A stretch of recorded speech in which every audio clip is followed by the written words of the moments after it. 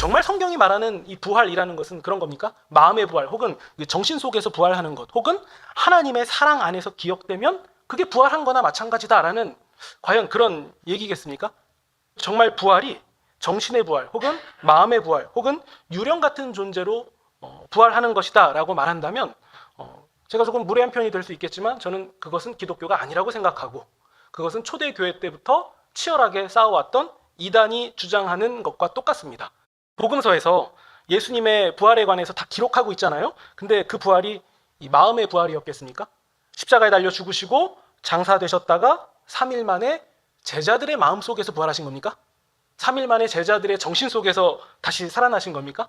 만약 그렇다면 그 이상한 부분이 있습니다. 제자들이 사람들에게 우리의 마음속에 예수님이 부활하셨어요 이렇게 말했는데 사람들이 박해할 이유가 있습니까? 제자들이 왜 그렇게 말하는지 이해할 거예요. 저의 정신 속에서 예수님의 가르침과 모든 것은 살아계십니다 이렇게 말했다면 사람들은 반대하지 않았을 거예요. 이해했겠죠. 스승을 잃어버린 상실감에서 저 사람들이 저랬겠다라고 이해하지 않았겠습니까? 그리고 정말 마음의 부활, 정신의 부활 같은 거라면 제자들이 더 이상합니다. 사도 도마는 뭐가 됩니까? 요한복음 20장에 보시면 예수님이 제자들 가운데 부활하셔서 나타나시는데 그때 도마는 없었어요. 제자들도 예수님의 못자국과 창자국을 보고서는 이분이 그 십자가에 달려 죽으신 예수님이라는 것을 알았어요. 보고 안 거죠. 그리고 그 제자들이 너무 흥분되고 놀랐잖아요. 그래서 자리에 없었던 도마에게 이렇게 얘기합니다. 우리가 부활하신 예수님을 보았다. 그러자 도마가 뭐라고 얘기하냐면요. 내가 그의 못자국을 보며 내 손가락을 그 못자국에 넣으며 내 손을 그 옆구리에 넣어보지 않고는 믿지 아니하겠노라. 그러니까 도마는 직접 넣어봐야겠다고 말한 거거든요. 만약 제자들이 도마야, 예수님이 우리의 마음속에 부활하셨고 정신 속에서 부활하셨어 이렇게 얘기했다면 도마가 이렇게까지 반응했겠습니까? 나도 그래. 내 마음속에 예수님의 가르치심이 생생하게 살아있어 이렇게 대답하지 않았겠습니까? 도마가 나도 보고 손으로 넣어보지 않고서는 믿지 않겠다라고 말한 것은 제자들이 말한 부활이 몸의 부활이었기 때문에 그래요. 예를 들어서 제가 여러분 돌아가신 저의 할머니께서 제 마음과 제 정신에 살아계십니다 이렇게 말한다면 여러분들이 저에게 그 할머니 팔의 점과 주름을 내가 보지 않고는 믿지 않겠다 이렇게 말씀하시겠습니까? 아니죠. 제가 그렇게 말씀을 드리면 아이고 할머니를 참 애틋하게 생각하는구나 이렇게 생각하시지 않겠습니까? 논란이 되려면 제가 이렇게 말해야 돼요. 돌아가신 할머니가 몸으로 다시 살아나셨습니다.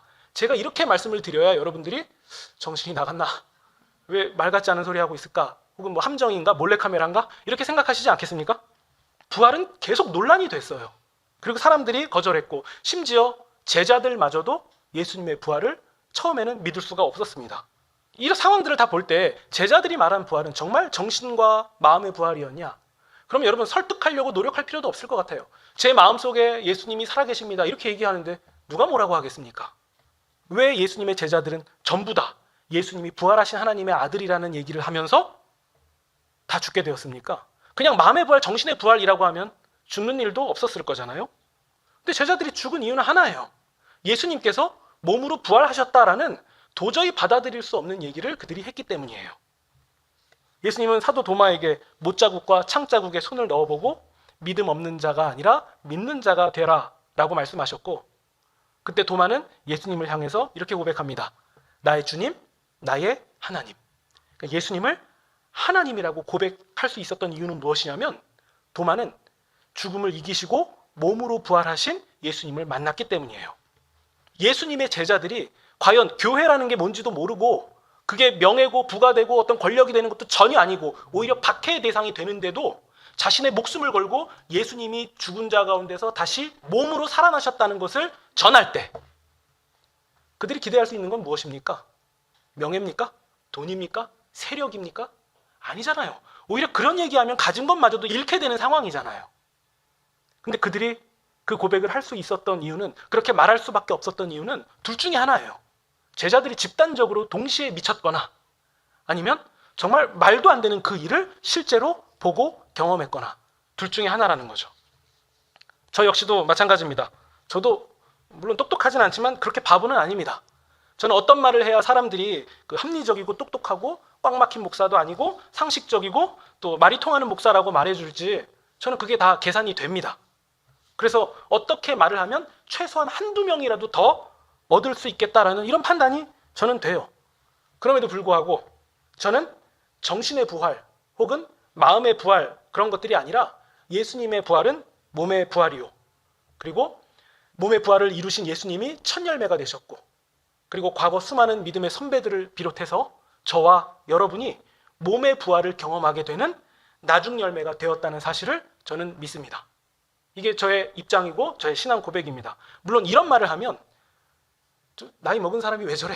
이렇게 말할 수 있다는 것도 충분히 알고 있고 상식이 없다는 말을 들을 수도 있다는 것도 아는데, 그리고 또 그렇게 말씀하시는 분들의 마음의 상태도 제가 100번 이해하는데, 저는 몸의 부활을 믿습니다. 예수님의 부활은 몸의 부활이고 사도들이 증언한 부활도 몸의 부활이고, 예수님께서 역사를 종결하시는 그날에 우리가 경험하게 되는 것도 정신의 부활, 마음의 부활, 무슨 하나님의 마음이나 뭐 생각 속에서 살아나는 그런 만져지지 않는 그런 거 아니고 정말 예수님께서 부활하신 몸의 부활, 예수님이 손을 넣어보라고 말씀하신 그 몸의 부활이 일어날 것을 믿습니다.